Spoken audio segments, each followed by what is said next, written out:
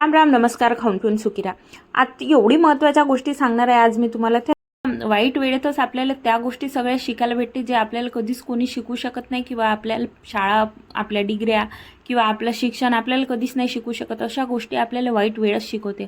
आणि सर्वात महत्त्वाचं म्हणजे वाईट वेळेतच माहीत पडते का आपले लोक कोण आहे, दूरचे लोक कोण आहे, परके लोक कोण आहे, कोण आपलं भलं चित्ते, कोण आपलं नुकसान करण्याचा विचार करते, कोणाला आपल्यासोबत खरंच घेणं देणं आहे, कोणाला आपल्यासोबत घेणं देणं नाही आहे. म्हणूनच वाईट वेळेचे नेहमी आभार मानायला पाहिजे. वाईट वेळच आपली असते माहीत आहे. चांगल्या वेळेत तर कोणीही आपली साथ देते माहीत आहे का.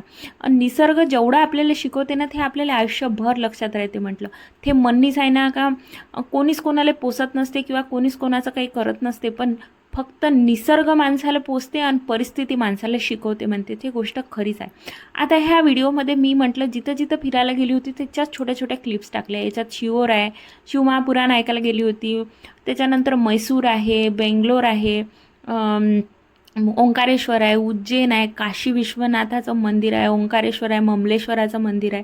ह्या सगळ्या गोष्टी, गडकालिका माता, भैरव, हे सगळं त्याच्यात छोट्या छोट्या क्लिप्स ॲड केलेलं आहे. आणि सर्वात महत्त्वाचं म्हणजे जी आपली सती माता होती, म्हणजे पार्वती माता होती, तिच्या हातानं लावलेलं वडाचं झाडसुद्धा आहे. म्हटलं मी अशा ठिकाणी असे सगळे छोटे छोटे क्लिप्स त्याच्यात ॲड केलेलं आहे. मंगलनाथाचं मंदिर जे जगात एकच आहे, पूर्ण भारतात काय जगात एकच आहे असं मंगलनाथाचं मंदिर आहे. मी उज्जैनमध्ये पाहून आलेली आहे.